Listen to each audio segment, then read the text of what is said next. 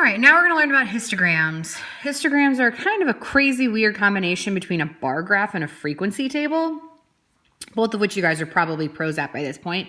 So let's just kind of jump right into it. A histogram is a data table that uses bars to represent the frequency, which we know is how often something occurs, of equal ranges or groups. So you'll notice kind of down here, my graph that I used for our example already is pretty much labeled. We have like our frequency table here. This is going to look like a standard bar graph, except for instead of having just one label down here for each part where we put our bar, we have a range that it could fall into.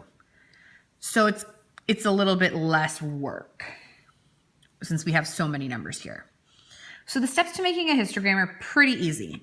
As always, we're going to start by making a title. Then we're going to use the frequency of the data to choose a scale. So like this one, our scale is every 4 numbers. Because of how the data is spread out, it's not a very huge scale.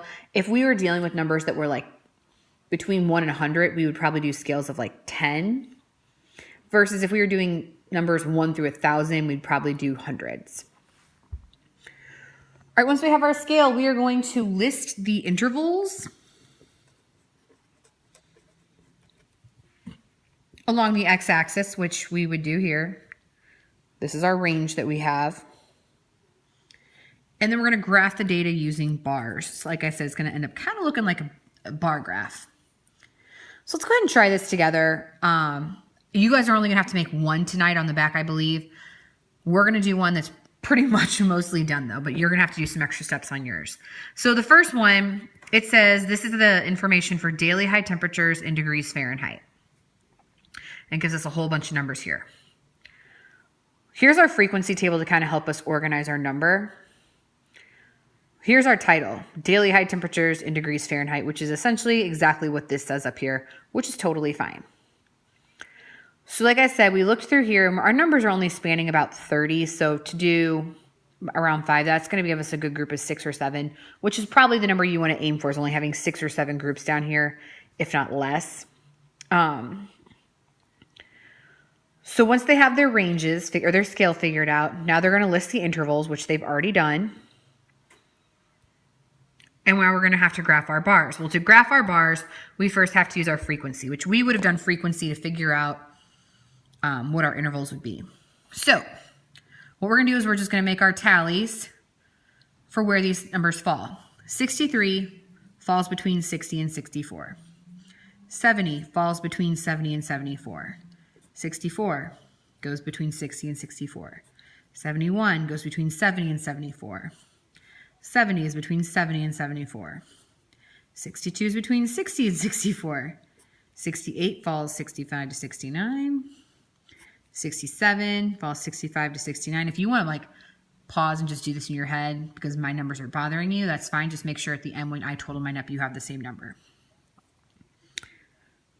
Another 68, a 72, a 65, 62, 59, 58, 60, 59, 56, 53, 51, 55, 56, 50,